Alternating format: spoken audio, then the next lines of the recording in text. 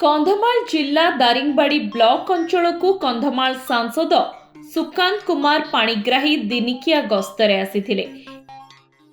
एही अवसर में दारिंगबाड़ी ब्लॉक कार्यालय नवनिर्माण कराଯାଇଥିବା मुख्य फाटक और ब्लॉक मिशन शक्ति कैफेर शुभ उद्घाटन करिसेंती सांसद सुकांत कुमार पाणिग्राही।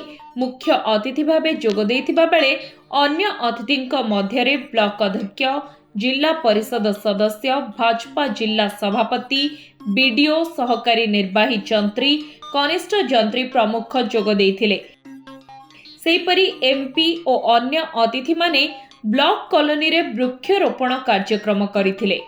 विभिन्न प्रकल्पर उद्घाटन पे आज दारिंगबाड़ी रे मोर गस्त होइथिला। वीडियो को आमंत्रण क्रमे जिला आमर ब्लॉक रो चेयरमैन एवं जिला परिषद मेंबर को उपस्थित रे आमे दुईटी प्रकल्प को उद्घाटन कलु, लोकार्पण कलु। गोटे होची ब्लॉक रो फाटक आ गोटे होची दारिंगबाड़ी कैफे।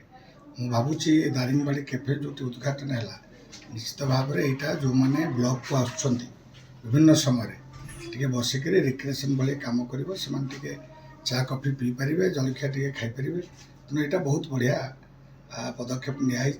साधारण जनता जो मैंने दूर दूरांत आसुँच विभिन्न कम नहीं ब्लॉक रे से ब्लॉक भितर ये कैफेर भरपूर विनियोग कर। दारिंगबाड़ी अरुण साहू रिपोर्ट, धरित्री लाइव।